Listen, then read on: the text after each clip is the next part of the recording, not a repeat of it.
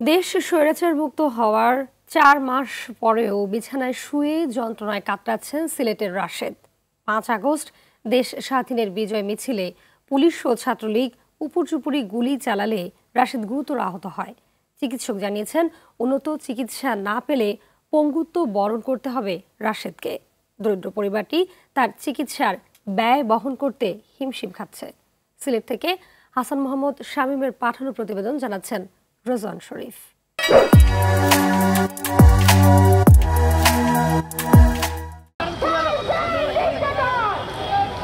বৈষম্য বিরোধী আন্দোলন চলাকালে সিলেটের বিভিন্ন এলাকা উত্তাল হয়ে ওঠে। ৫ আগস্ট ছাত্র জনতা আনন্দ মিছিল বের করলে কিনব্রিজ এলাকায় পুলিশ ও ছাত্রলীগের সঙ্গে সংঘর্ষ হয়। এ সময় পুলিশ খুব কাছ থেকে রাশেদের পায়ে গুলি করলে মাটিতে লুটিয়ে পড়ে সে। সেই থেকেই বিছানা হয়েছে তার দিনরাতের সঙ্গী।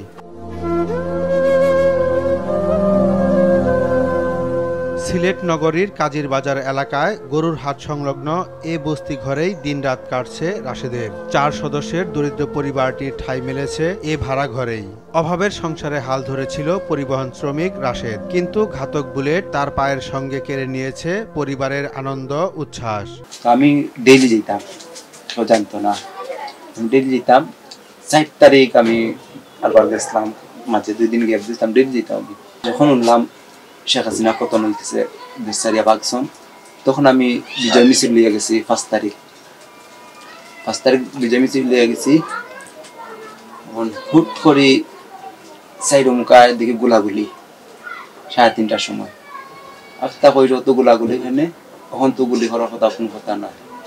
তুমছে পুলিশে গুলি করে, আওয়ামী লীগের ফাইনতে গুলি করে, সাইডমুখায় গুলি করে এলো পাতারি গুলি চলছে। এর মাঝে আমার উল্টাই একটা আছে গুলি। 3 মাস ধরে আমি মেডিকেল আসলাম।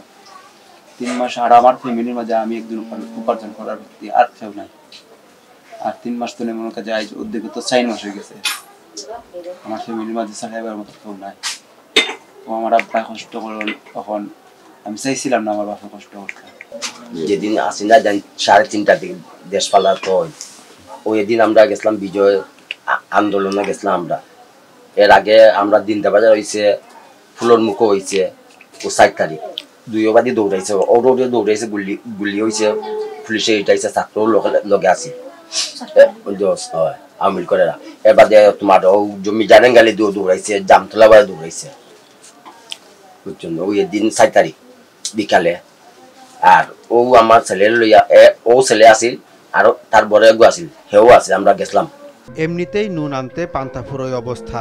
এর মধ্যে মরার উপর খরার ঘা হয়ে দাঁড়িয়েছে এনজিও ঋণ। দেনার দায়ে ছেলের চিকিৎসাও করাতে পারছে না অসহায় বাবা মা। আইয়া কইছে আমলা করছে, আমার কিস্তি তারা লইয়া দিত। আমি কইলাম, স্যার আপনারা যদি আইতাতে আমার মেডিকেল হোক, আপনারা খান্দাত অফিস খান্দাত আইয়া দেখিয়া দোক, আর আমি 1 সপ্তাহ পরে দিয়ার আপনারা মানছই না। কইনি এই মুহূর্তে কিস্তি দেওয়া লাগবো। আমার উপরে এমন সৃষ্টি করছেন, আমার ছেলেটা অসুস্থ ফেলাই আমি ঋণ করাত গেছি, একটা কিস্তি দিছি।